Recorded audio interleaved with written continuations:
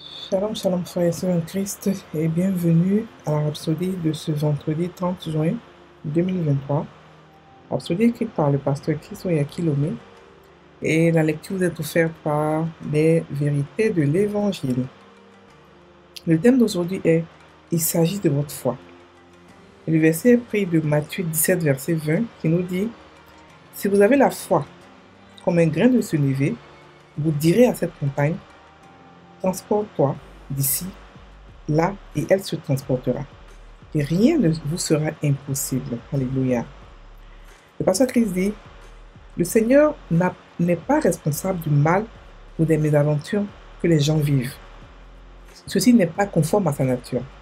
Il est l'amour personnifié. Il n'y a aucune ténèbre en lui.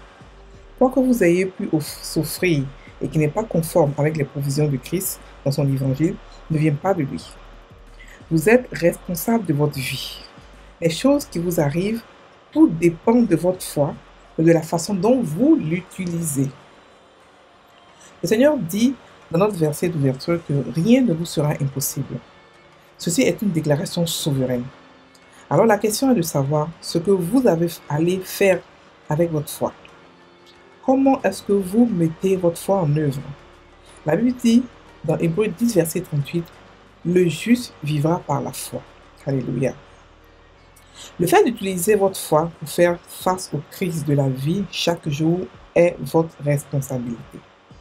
Mais le problème est que certains ont rendu leur foi nulle ou sans effet. On peut le lire dans Romains 4, verset 14 qui dit « Car si les héritiers le sont par la loi, la foi est vaine et la promesse est anéantie. » Est-ce que la foi peut-elle être rendue nulle? Bien sûr que oui. Dans Marc 7, verset 13, Jésus a réprimandé les Juifs d'avoir rendu la parole de Dieu sans effet par leur tradition. Le mot tradition ici fait référence à votre manière de vivre, votre culture personnelle et les choses que vous croyez. Si ces choses ne sont pas conformes à la parole de Dieu, vous rendez la parole de Dieu sans effet dans votre vie et votre foi est rendue nulle. Votre confiance doit être dans les œuvres finies de Christ. Vivez par sa foi. Galates 2, verset 20. Alléluia. Comment vivre par sa foi? C'est vivre la parole, être le faiseur de la parole. Jacques 1, verset 22 nous dit, « Mettez en pratique la parole et ne vous bornez pas à l'écouter, en vous trompant vous-même par des faux raisonnements. » Fin de la rhapsodie. Alléluia. Ici, le pasteur nous parle de la foi. Il nous explique que il nous incombe à nous, chrétiens, de pouvoir marcher par la foi, de pouvoir utiliser notre foi pour avoir ce que nous voulons. Il explique que beaucoup de personnes croient que Dieu est responsable de leur vie. Ils croient que Dieu est tellement tout puissant qu'il doit lui-même agir pour nous, alors qu'on a reçu le pouvoir d'agir pour notre propre vie. Il y a des choses qui dépassent notre compréhension, notre entendement, que Dieu gère spirituellement. Mais il y a des choses qui nous arrivent tous les jours, que nous avons la responsabilité de pouvoir gérer. Alléluia. Et cela, beaucoup de chrétiens ne veulent pas l'entendre parce que beaucoup de chrétiens veulent compter sur Dieu pour après pouvoir l'accuser. Seigneur, pourquoi tu n'as pas fait ceci pour moi? Seigneur, pourquoi cela? Alors que on a reçu le pouvoir de pouvoir créer toutes choses. Le verset nous dit quoi? Que si vous avez la foi comme un grain de sénévé, vous direz à cette montagne, transporte-toi et va et viens ici, et rien ne vous sera impossible. Ça veut dire quoi? Ça veut dire qu'en tant qu'enfant de Dieu, notre foi nous permet de donner des décrets. Notre foi nous permet d'avoir tout ce que nous voulons. Il dit quoi? Rien ne nous sera impossible. Donc, en tant qu'enfant, nous devons comprendre que nous marchons par la foi. Donc, comprendre la foi est très important pour un enfant de Dieu. Comprendre ce que c'est que la foi. Comprendre comment marche la foi. Comment faire grandir la foi. Et pourquoi est-ce que Dieu veut qu'on marche par la foi. Alléluia. Dieu est un Dieu de foi. Il n'est pas un Dieu qu'on peut voir avec les yeux physiques. On le voit avec les yeux spirituels. Donc, c'est pour ça qu'il a créé une loi, la loi de la foi, par laquelle nous aussi nous marchons. Quand Dieu dit de faire quelque chose, ça veut dire qu'on peut le faire. Ça veut dire que c'est facile pour toi. Ça veut dire que déjà, on le fait déjà, mais inconsciemment. Tout être humain sur cette terre marche par la foi. Mais il le fait de manière non intentionnelle, c'est-à-dire que inconsciemment. Et Dieu veut qu'on puisse marcher par la foi de manière consciente et pas n'importe laquelle. La foi au Fils de Dieu, ça veut dire que la foi qui a été déjà bâtie, la foi de Jésus, qui est une foi qui est déjà forte. Donc, on n'a pas besoin de commencer depuis le petit. Ça veut dire s'élever. Ça veut dire quoi? Ça veut dire que même une foi, une petite foi, une foi, mais ça veut dire que s'élever, c'est quoi?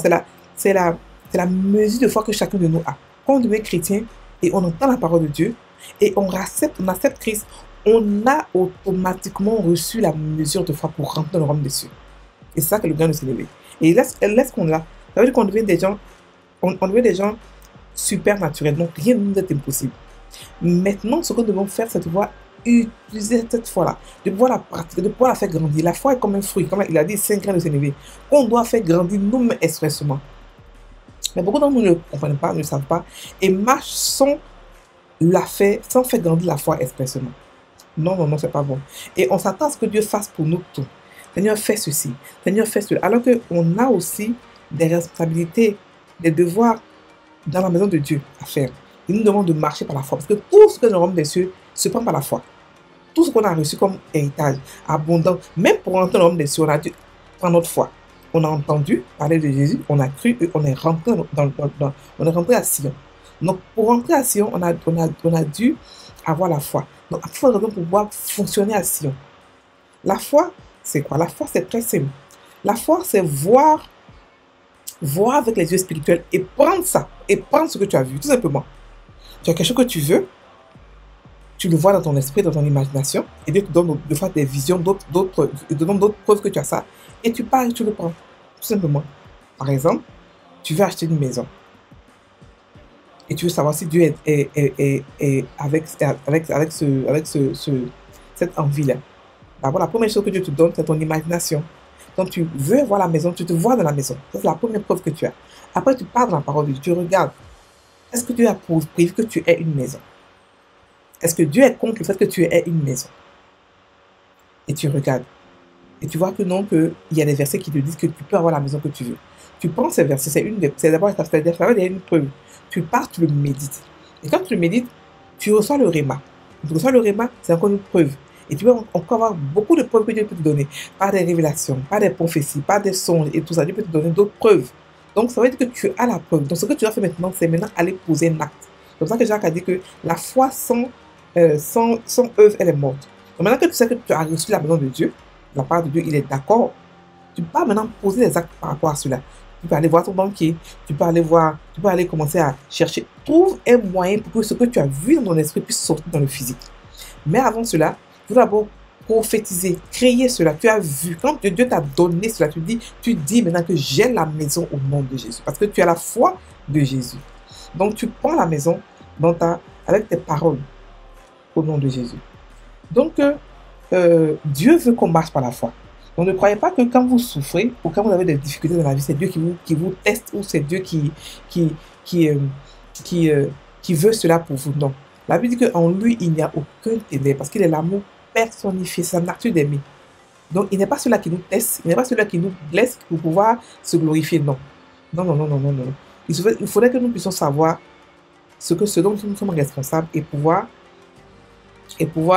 agir par rapport à ce qu'on a reçu comme responsabilité et pouvoir avoir ce que nous voulons avoir. Alléluia. Donc, la Bible dit que le juge vivra par la foi. Ça veut dire que sans la foi, on ne peut rien faire. C'est pour ça que la Bible dit que sans la foi, on ne peut pas être agréable. Donc, ça veut dire qu'avant qu'on n'ait pas on n'était pas chrétien, on n'était pas agréable. C'est pas qu'on est chrétien, on a automatiquement reçu la foi de Jésus, la foi divine, la foi suprême. Donc maintenant, on lui est agréable. Donc maintenant, ce qu'on doit faire, c'est marcher dans la foi, pouvoir prendre tout ce qui nous appartient dans le royaume des cieux, tout ce qui nous appartient. Parce qu'il est bien beau de découvrir ce qui nous appartient, ce qui nous appartient, mais il y a une autre chose encore, de pouvoir le posséder. Comment posséder ce qui nous appartient? Eh bien, mes frères et sœurs, c'est par la foi. C'est par la foi qui est violente. Parce que la foi est un combat. C'est par la foi qui est agressive. Tu vois, tu as vu ce que Dieu t'a donné, tu pars, tu prends. Tu pars, tu prends. Donc, comme tu as vu et que tu es resté dans longtemps, rien ne peut t'empêcher de le prendre. Donc, tu pars et tu prends. Tu es audacieux, tu es violent. Alléluia. Donc, c'est notre responsabilité à nous de pouvoir utiliser la foi pour notre vie de tous les jours, pour les crises de tous les jours. Ce n'est pas, la responsabilité de Dieu. Mais il y a un truc qui est là. La Bible nous dit que au temps de Jésus, la foi a été annulée à cause de quoi? À cause des forteresses, à cause de la religion. Par exemple, lorsqu'il est parti à Nazareth, où il a grandi, la Bible ne pouvait pas faire de miracle. Parce que leur foi, ils le connaissaient, ils l'ont vu grandir. Donc, ils n'ont pas foi. Ils ont été choqués de voir qu'il y avait tout ça. Donc, ils ne pouvaient pas comprendre, ils n'ont pas pu activer leur foi pour pouvoir recevoir le miracle. À cause des forteresses on le connaît, on le connaît, on le connaît. Ensuite, la Bible dit que la religion a rendu la foi nulle. Ça veut dire que la manière de penser, les forteresses. La religion, c'est quoi? La religion, c'est les modes de vie. C'est-à-dire qu'on a une manière de vivre, de penser, une culture. On veut rester là-bas. On ne veut pas changer, on ne veut pas évoluer. On ne veut pas se laisser contrôler par le Saint-Esprit. Donc, on vit par la chair, on vit par la religion, tout simplement. Et la religion annule la foi. C'est-à-dire que marcher par la vue, marcher par la chair annule la foi, mais complètement. Complètement. Alors que tout ce qui nous appartient dans le royaume des cieux, c'est par la foi que nous pouvons l'avoir. Donc, il est avantageux pour nous de marcher plus par la foi que par la vue. Alléluia. Donc, le pasteur aussi a dit que nous devons avoir confiance aux œuvres finies de la foi de Jésus de Christ et vivre dans sa foi.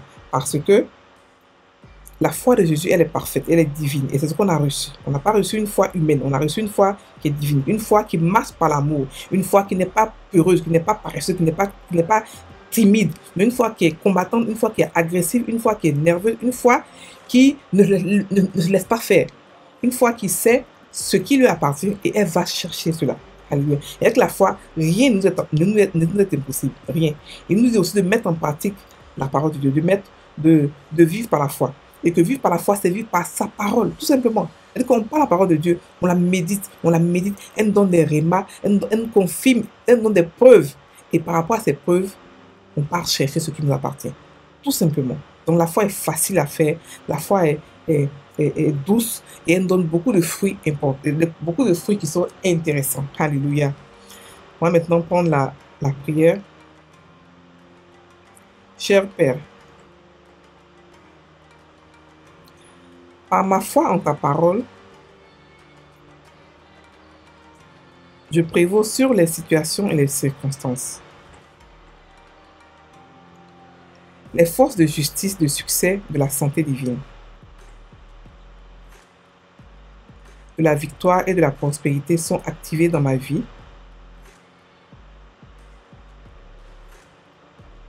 alors que je vis par ta parole. Guidé et inspiré par ta sagesse à accomplir ta volonté parfaite pour moi. Au nom de Jésus. Amen. Frères et sœurs en Christ, passez une excellente journée. Soyez bénis.